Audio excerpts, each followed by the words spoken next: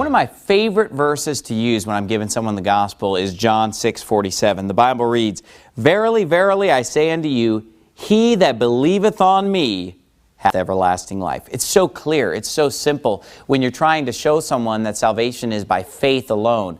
When he just says, "He that believeth on me hath everlasting life." Listen to what the NIV does to this verse. It says, "I tell you the truth, he who believes has everlasting life." What's missing? Well, in the King James, it's "he that believeth on me hath everlasting life." In the NIV, it's just "he who believes has everlasting life." There's no "believe on me," it's just "he who believes."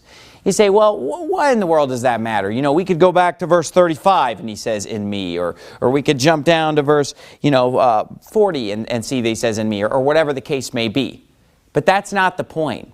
Those verses are not as crystal clear as this one for the purposes of giving someone the gospel. You know, if you're just looking for a simple verse that can just clearly give someone the gospel, you know, as you're showing them the plan of salvation, John 6:47 is a great verse to use. But by deleting two words from it, it's been corrupted. Now it doesn't have the same meaning. You know, when the King James Bible says, "He that believeth on me hath everlasting life," that's a powerful salvation verse. The NIV's verse, "he who believes," yeah, if they read the whole chapter, they'll know who to believe in. But if I'm just trying to show somebody the gospel and I just show them that one verse, "he who believes," well, believes what?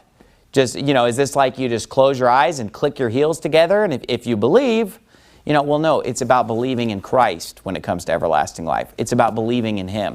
So, you know, it bothers me that all of the verses that I use to give someone the gospel are all changed in the NIV. You know, go down the Romans road. Go through the verses that you typically use to give someone the gospel. They've all been changed in the NIV. They've all been corrupted.